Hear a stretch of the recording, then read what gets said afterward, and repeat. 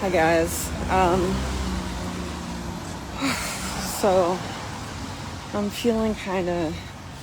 Should I go down to the South Pole? No. I'm not feeling great. But that's okay, right? I'm not going to identify with that feeling. I'm wearing both a baseball cap and my spiffy, iridescent umbrella. Not that I'm wearing an umbrella, but lots of stuff is going on, and I'm just glad I left the house. I don't think I've left the house in like 2 days, and not like necessarily on purpose. I've just been trying to get things done, and I still have to get things done, and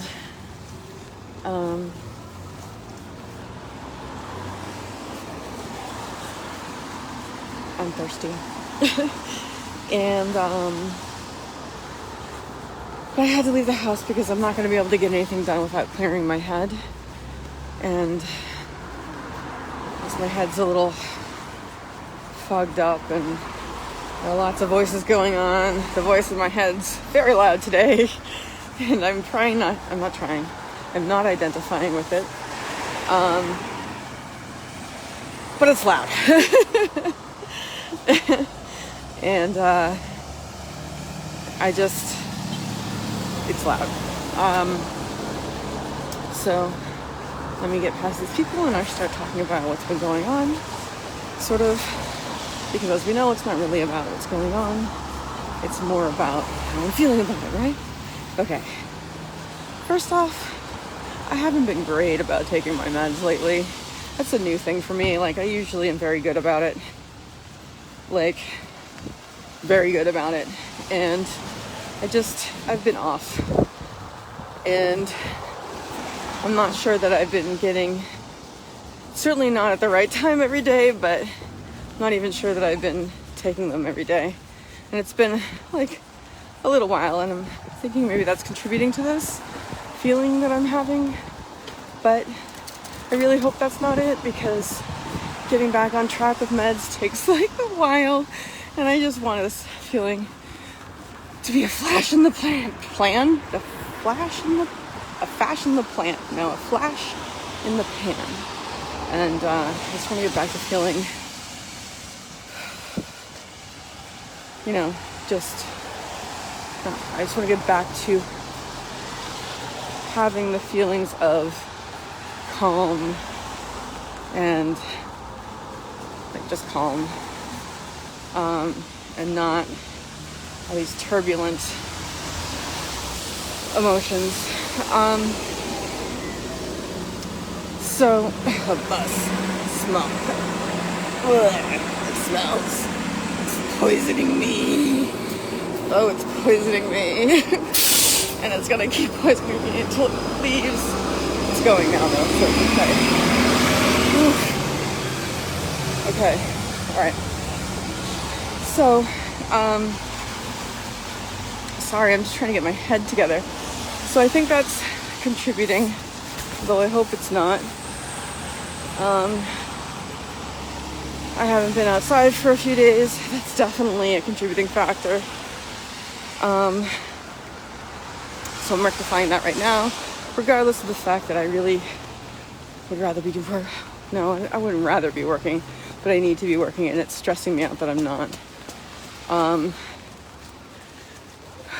I am feeling stressed out because it's not. I'm not going to identify with the emotions. I'm not stressed out. I am feeling stressed out. Got it? Good. So what I'm doing with that, with all of this stuff going on inside of me, is I am doing a lot of deep breathing and paying attention to my breath and feeling in my body what's tightening and relaxing it. I'm also going for a walk, which will get my energy up and My brain is just everywhere. It'll get my energy up and, my blood flowing. Endorphins maybe, that would be great. A little bit of endorphin action. I'd be happy about that. And I'll admit I haven't done a lot of these videos lately because I've had a zit on my upper lip, which you can still see, but at least it's not as bad. It was really bad before. So, okay. There have been other things going on. So many things. Starting with like the littlest. My father is a great person, and one of the things he does in his spare time is write religious essays. And he doesn't like using computers. So he uses our old Brother word processor that we've had since I was 16 years old. 16!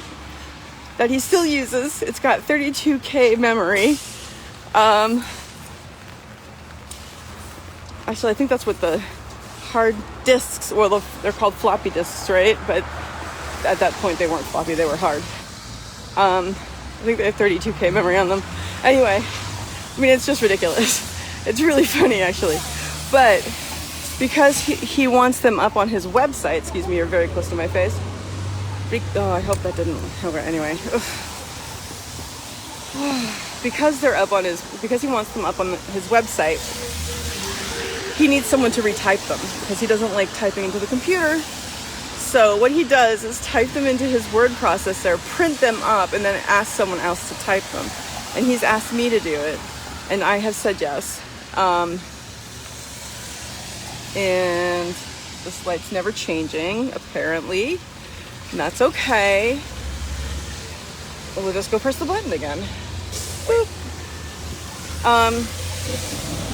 So he asked me to do that a little while ago. Okay, yeah, here we go. All right. He asked me to do that a little while ago, and I've done part of it, but I haven't done all of it. And Thanksgiving's coming up, and he's gonna be upset if I didn't do it, but I have other things to do, so I don't know. We'll see. Hopefully I can get that done.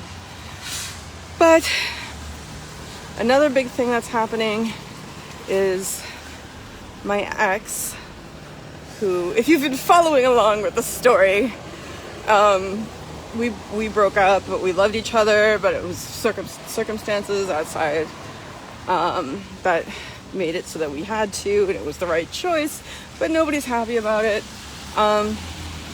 He left yesterday. I hadn't heard from him in a few months, but he texted me the other day to discuss something else. And I think it was just an excuse, but because he was leaving yesterday, to go back to Egypt to go take care of his mom. Which means that she's been bothering him to get married for a number of years now, like every day. And he hasn't, because we were together, obviously, and he didn't want to marry anybody else, but so he's going back there, and there's a really, really, really good chance that he'll come back engaged. Which is, over there, it's a different thing. It's a different culture, and I know that's a lot of people out there that don't understand it, but I don't understand it myself, but allowances have to be made. Over there, you can't get to know somebody. You can't date someone without being engaged, which seems very counterintuitive to anybody with a brain. But sorry, did I say that? That was very culturally insensitive of me. And I do feel a little bad about it, but really only bad because someone might feel offended by it.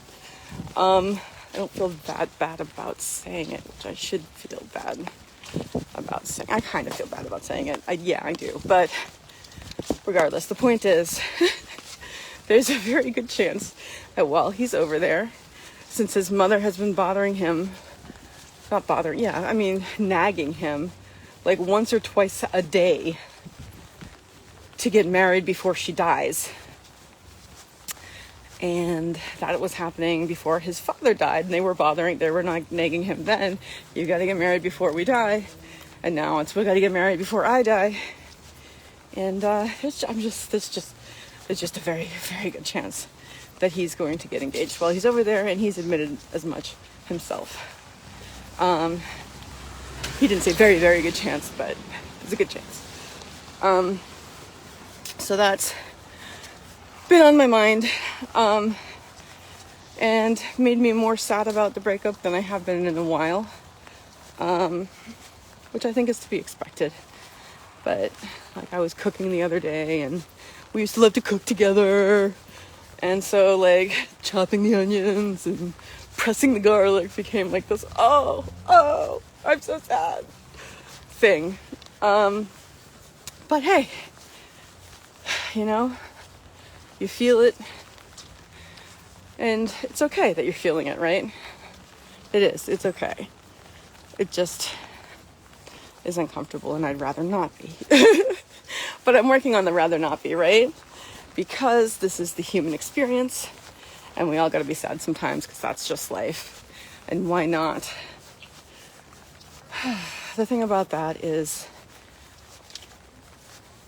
I want to keep it the beautiful thing that it was, right? So holding on to it just makes it sad. I mean, it makes it something that becomes something that's painful, and it wasn't. It was something that was really, really beautiful. It was really the first time that I let myself be exactly who I am with somebody, because it started out as a friendship, and it wasn't supposed to go anywhere, and there were no stakes, right? And we fell in love with each other as we are as people. And it's the first time I ever really felt loved for who I am. And that's a hard thing to let go of. But I've been working on it, and it's kind of slammed back into me this past couple of days, knowing that that's what's about to go down. The other thing, not the other thing, another thing, is that in the house we've had this really, really difficult roommate, and you never know when he's going to go off. He screams and yells over the stupidest, smallest things, like a noise being made. The other day, literally, my housemate made a noise in the room, had a couple of noises in the room above his room at 2 p.m. Because she was shifting boxes, and he got so angry that he came up, and while we were in a meeting, he unplugged the internet. It was like, and then when we confronted him about it, he was yelling and screaming, and it's all our fault because we made a noise, and he said he didn't want us to make a noise. I mean, it's out of control. But the thing that kind of brought it to a head was a couple of months ago, he physically touched one of our housemates, a guy, and in a very angry way. And then like the man who was in the house didn't feel safe, so he left for like a month, and things calmed down. And the kid, we'll call him Jay, was calmed down, and he was actually acting very well. There weren't any issues. And then the housemate, we'll call him S, came back, and things were okay for a while, and then they weren't. They went back to what they were. And they called me the J Whisperer. I was very good at calming him down when he's kind of, after we gave him a minute, I would go in and talk to him and be like, hey, what's going on? what can we do to help, what's the problem, how can we solve it, you know, and for the most part it would work and we'd have peace for a few days. But I was just reaching the end of my rope with it. You know, it's been since February this has been happening. And I was just like, you know, he plays this really loud music. I mean, honestly, like, you could be like, oh, that's just annoying, that's just obnoxious, and it's not. It's torture. It's literally, he plays this really loud, like reggaeton or rap or just with hard beats and aggressive overtones. And he plays it loud, and sometimes he plays it at like 11 p.m. when I'm trying to sleep. And, you know, I mean, I've never done anything to the kid, and all this stuff was happening. Anyway, so it came to a head a couple of weeks ago when he again attacked or assaulted S, right? So a day or two after that happened, after discussion about what we could possibly do about him, and like we needed to get him out of the house because this just wasn't a safe situation for any of us, and we couldn't live our lives. And he was unplugging the internet when I was in meetings. So, I mean, we put a lock on the door to that room, but still, he threatened to take it off. So, oh, my glasses always slip down. So, we went to the cops, the police station, and we filed a report. And then the next day we went to the court and got a restraining order. It was S that got the restraining order because he's the only one who's physically touched. And now the kid can't come to the house. So that night, God, guys, that night, the cops came and removed him. And as he was going, as he was getting ready to leave, the cop was like, give us your key. And he's like, well, you know, the last time this happened to me, they didn't take my key. And the cop's like, well, we're taking your key and you're coming with us. So at least we know that we made the right decision because this has happened to him before. Clearly it's a pattern of behavior. But it's hard too, because like, you don't want to make someone leave their home, you know, and it's, you know, I mean, he already has one on his record, you know, so what's another one, right? But, you know, you don't want to screw with somebody's life, but it was just too much. But anyway, so I've been feeling, you know, happy he's out of the house. It's amazing. Like, honestly, it's amazing the amount of trauma that he caused. Like, I had no idea how bad it was until he was gone.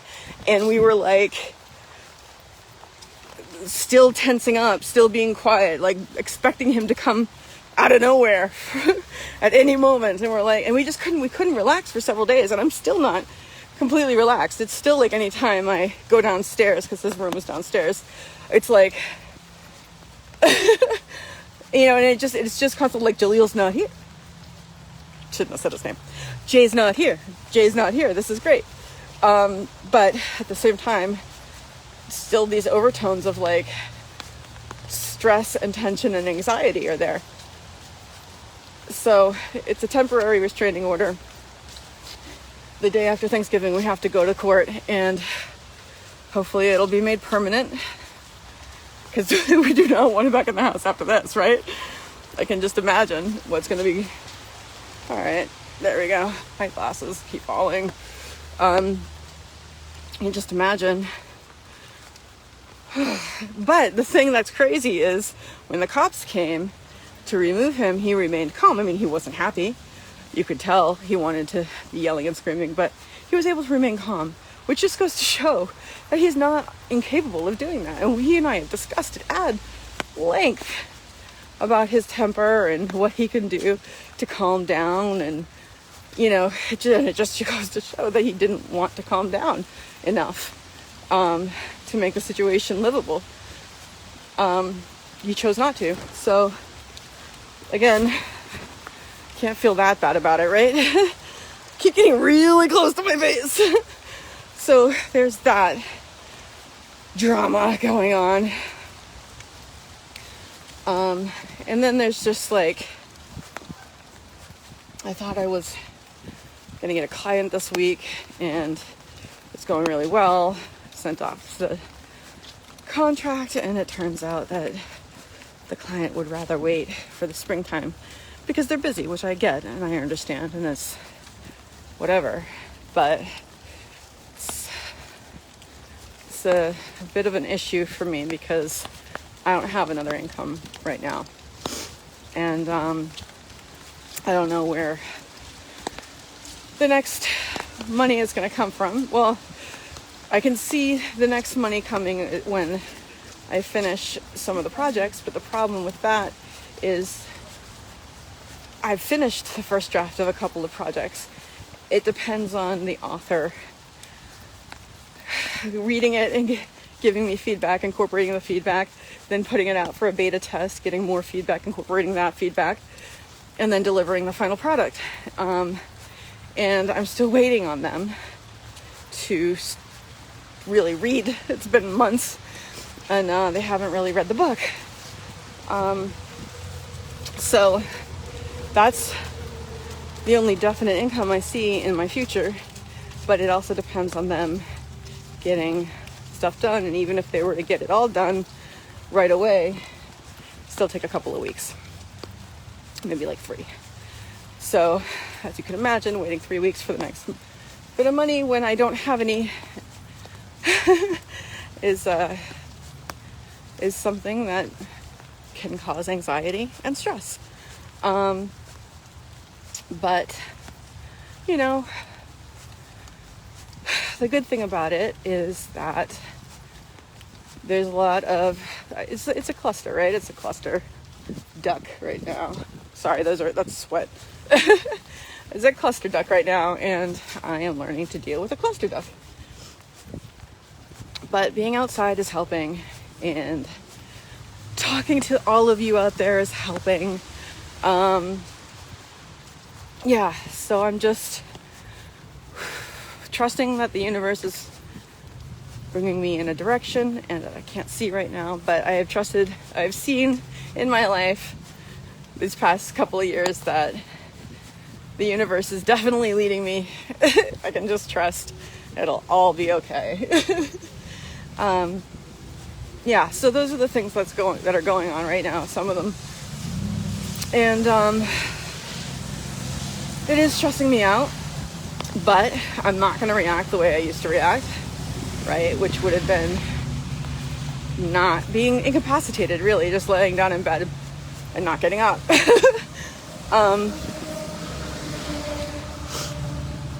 Instead, I'm out for a walk. I made myself come out for a walk, so that's good. Anyway, yeah. There's other stuff going on too, but those are the active problems. Not problems, those are the active challenges. And what I'm doing is just relaxing and releasing, right? Because my problems are not me, my thoughts are not me, my feelings are not me.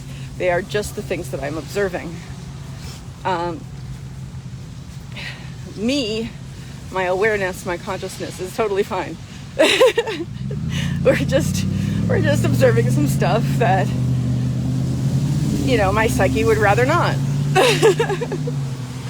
But that's good, because that's the point, right? To advance beyond the psyche. And that's good. I'm happy about that. So I'm going to be grateful for the pond. I'm going to be grateful for the rain, because I like the rain. I'm going to be grateful for air and for my body that can walk, and the moment that's in front of me, right? That's the oh, my glasses are fogging, great. That's the key, right? Is focusing on the moment that's in front of you and elevating it with your consciousness. Because this moment right now is great. Actually, it's true. This moment right now is great. I'm walking around the pond. I'm healthy. I've got a pretty umbrella. My glasses are fogging, but that's fine. I've got a lot to be grateful for. So I will say to you, as I always do, that you need to remember, well, I don't want to tell you what you need to do, right? I'm not going to tell you what you're going to do. But I just would like to suggest that you remember that you can always choose to have a grateful day.